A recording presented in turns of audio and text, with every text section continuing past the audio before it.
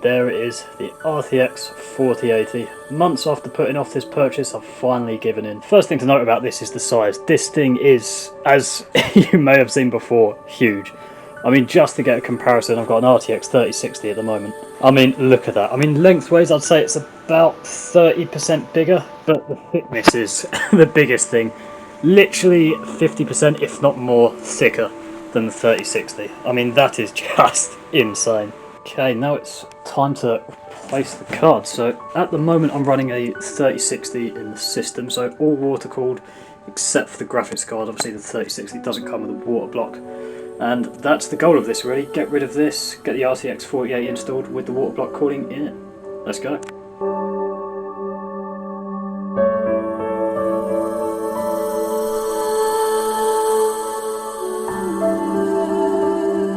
I have a feeling this card on its own is going to look ridiculous in the system as it is at the moment, but let's give it a test. Yeah, I mean, already just looking at it, I have to... the card is like nearly as big as the PC case. I mean, this is going to look insane.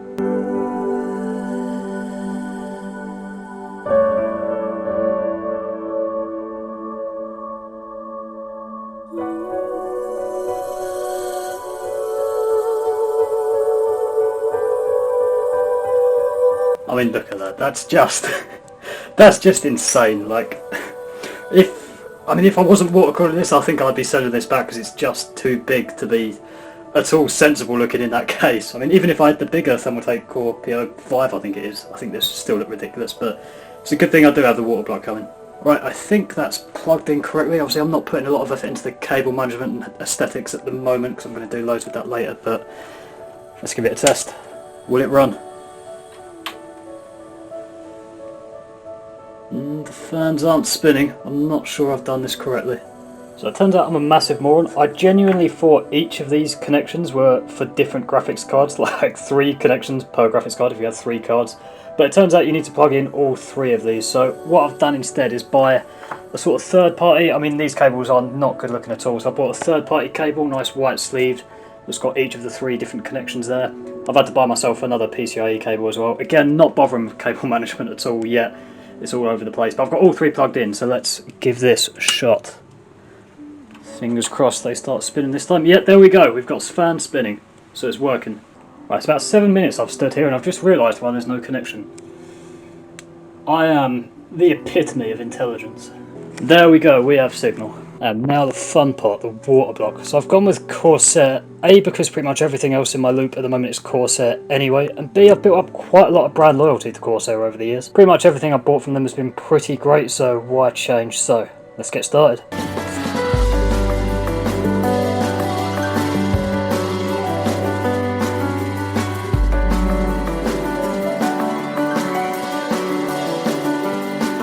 And there's the block on its own. You can see just how much smaller the block is compared to the card itself. So the PCIe is pretty small, and that was kind of what appeals to me about water cooling. The fact that it's just so much smaller and so much more compact. So now we've got to work out how to deconstruct this card.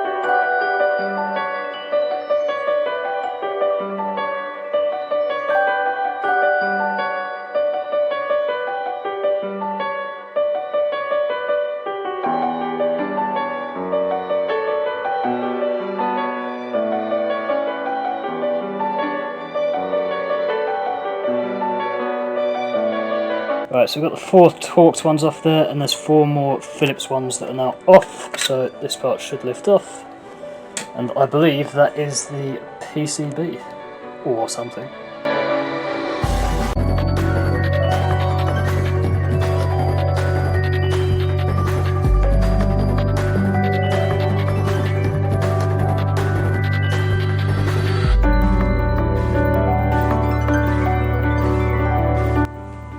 think if I'm understanding correctly, this is all the graphics card actually is.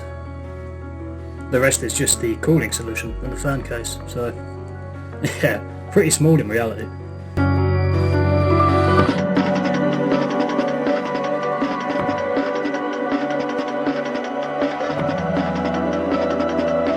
Okay, so that's the card completely disassembled now. You see just how big the cooling solution is compared to the card. The card is tiny. But now, it's time to install the water block.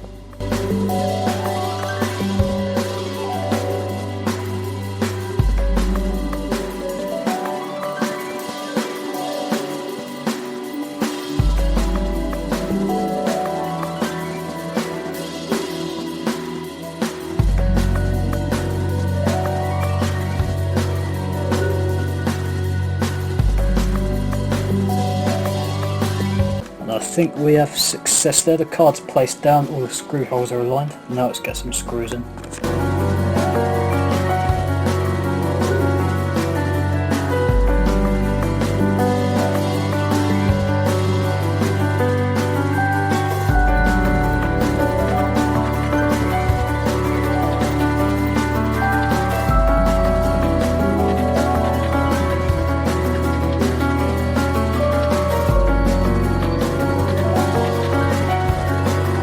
And with all of those screwed in and tightened, we are there. We have our water block successfully done. And I mean, it just looks so kind of elegant. Like, compare that to the cooling solution. I mean, this is the card with the water block, and that's compared to the original Founders Edition cooling block with the fans there. And it's just so kind of elegant in comparison. That was one of the main reasons I wanted to water cool the card in the first place, and why I had to splash out for the 4080. But with that, I'm going to call it a day there. I'm going to get the water-cooled loop installed tomorrow. Okay, now comes the part that I am most nervous about, which is the draining of the current water loop I've got in. So from what I understand, what you're supposed to do is get one of those gauge dials here, so you can kind of turn it and slowly let the water out. I don't have one of those, so I'm literally just going to yank this out and let the water fly out. I'm not quite sure how it's going to go, but we'll give it a go anyway.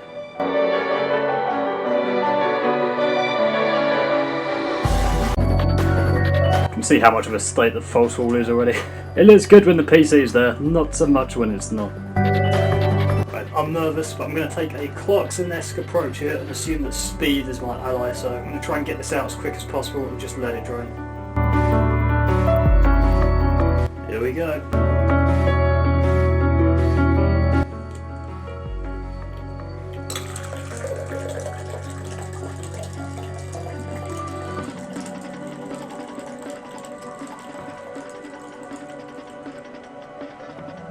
Okay, I think that did the job.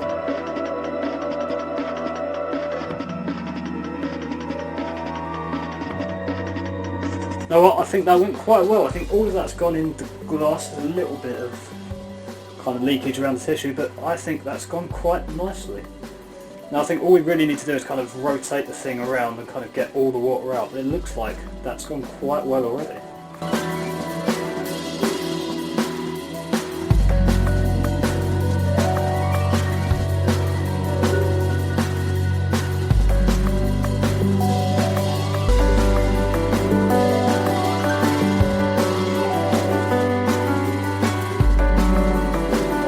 Okay, I think as precarious as that was, it looks like pretty much job well done. You can see there's still a few like little drops here and there around the loop, but I don't think that's going to be much of a problem when we come to do other kind of tubes. So all we need to do is remove this tube here, make sure that runs into the graphics card. Once that's in, graphics card into the CPU, and then the rest can stay as it is.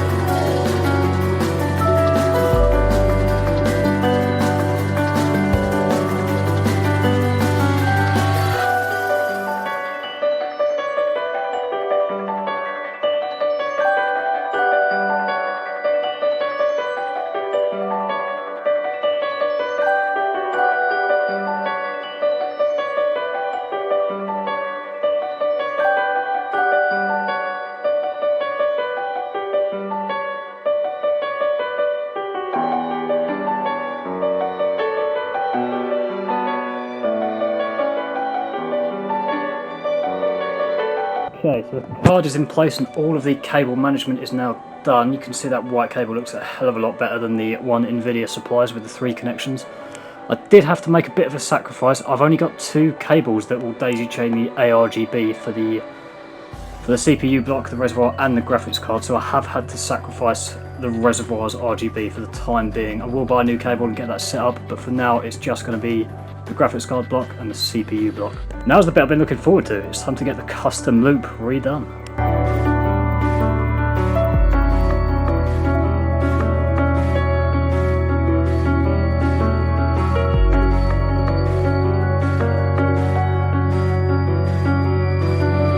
Here's why using softline tubing is much easier than hardline. I'm not particularly bothered by the difference in the aesthetics, but hardline you've got to heat up using a heat gun and then sort of bend using special tools. With softline, literally just cut it with scissors.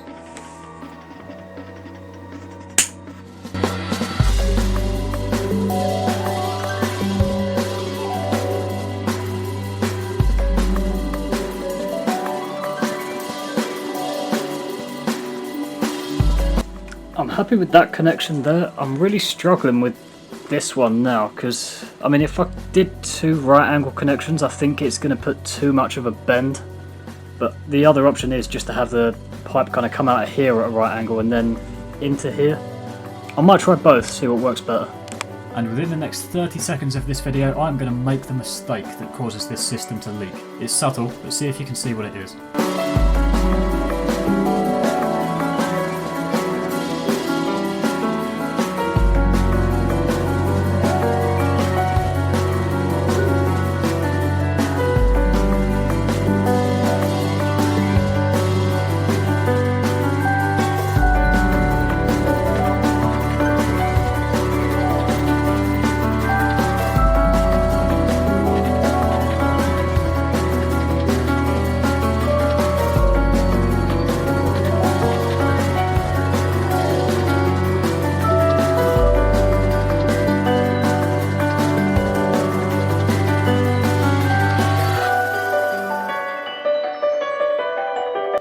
Okay, so I think we're done. So I've got the reservoir going into the GPU block, and then what solution I went for in the end is 2 right angle blocks behind the back of the GPU. I've just shortened this, well, replaced and shortened this little one here into the radiator because that's been annoying me, the amount that's been sagging the whole time. Then that one I left as it is. It looks a little bit discoloured at the moment, but I'm sure it'll look the same once the loop's running. And I think with that, we're ready to get it back up on the wall and check for leaks.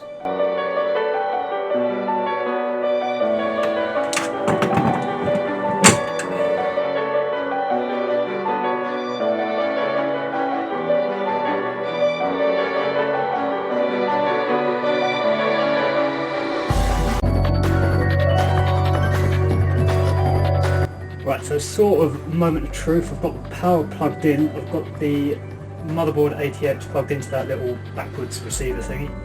Let's give it a go and just hope it doesn't leak.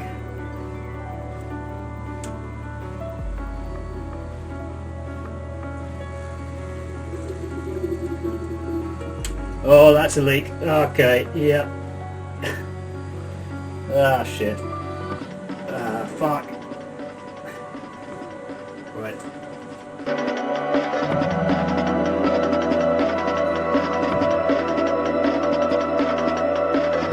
I'm really stuck here now because I don't really know what the best way to disconnect this is to investigate a leak. I suspect the card just isn't screwed in tightly enough, I'm not sure. To be honest, I think I've got to drain the system again.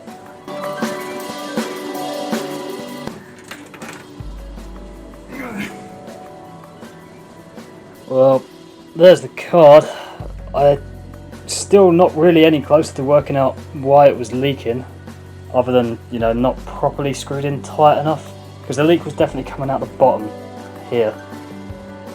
And yeah, I mean, I don't think any other of the components would have been damaged in the leak.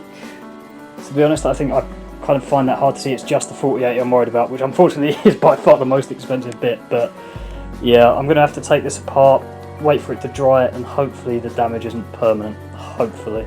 So a little bit of investigating now that I've taken it apart. It does look like, I mean, you probably won't be able to see it on this camera quality, but it does look like there is some sort of leakage of coolant on the PCB itself. Yeah, I mean, I'm going to leave it overnight to dry, and hopefully again the damage isn't permanent. I think I have a better idea of what the issue might be now. So I was using these little grey caps, but they are just wobbly as hell, and I think these are ones that were provided in the Corsair Waterblock box, but obviously they're not, I don't think, for this block. I think what I should have been using was these black caps instead, which seem to screw in much more tightly. So I think the leak happens around here and just trickles down through the card. So I don't think it's a problem with the card itself. I think it was just that connection. So let's give this another go. I'm feeling confident.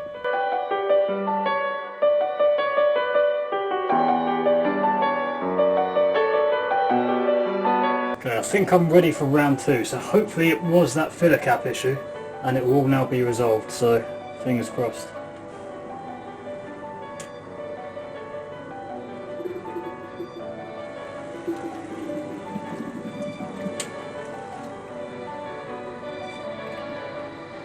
Well, that's the first cycle down. Obviously need to top up the coolant, but I can't see any leaks, so hopefully that was the problem and that's now sorted. Let's fill up again.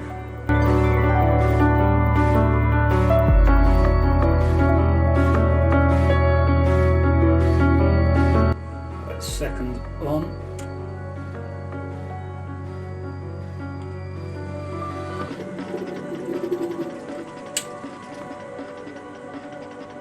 Right, I think it is still okay. It's taken a lot of fluid to fill up the whole loop though.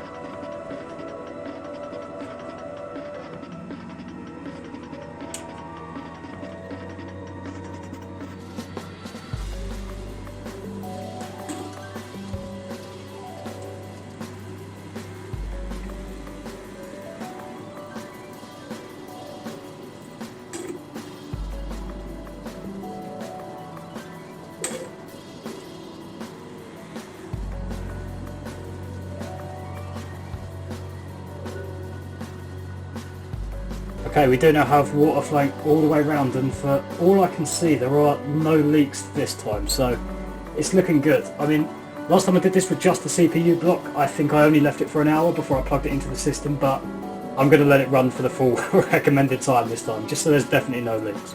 The next morning, having let the water run through the system, testing for leaks overnight, it was time for the moment of truth, and to find out whether or not the leak had damaged the card permanently.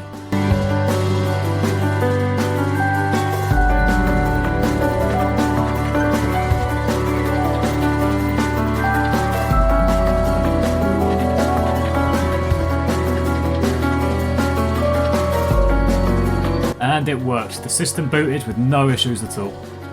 And here we are at last, the finished product. It's been running for a full day now with no issues, so I can only assume the damage to the card was minimal or just completely non-existent, luckily. Personally, I think this looks fantastic. I mean, the pipes, I'm slightly annoyed I didn't replace this one as well, because you can slightly see the discoloration in the pipe compared to the others, but overall I'm over the moon with that. And there it is with the blinds closed. I think that looks fantastic.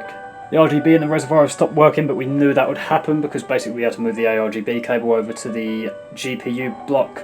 All I need to do to fix that is buy another cable. Ideally in the future I'd have a motherboard with 3 ARGB headers so that I could, do the lights for each component individually, but this will do for now. Now it's time to find out what this thing can really do.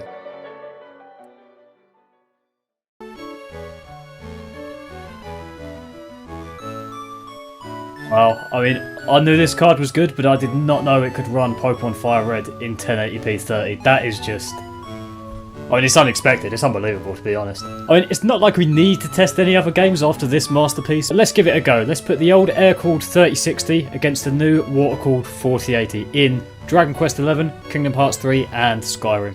So this is on the RTX 3060, and as you can see I'm getting about 30 to 40 FPS on this. This is running in 4K at the moment. I'm one of those weird few that prefers higher graphics than higher frame rate, but there you go, around 30 to 40. And on the 4080, Dragon Quest XI's is running at comfortably 60 FPS at only 45% GPU utilisation. So if we take off the frame rate restriction, and with the frame rate uncapped, it's going up to about 100 FPS. The GPU utilisation isn't even full, so it can clearly offer even more than that. And again, Kingdom Hearts 3, this is again running 4K. I'm getting around 35, 36 FPS in this game. So, again, I would prefer playing this in 4K compared to like 1080p 60Hz. I don't know why, I just prefer the graphics. But now we've got 4080.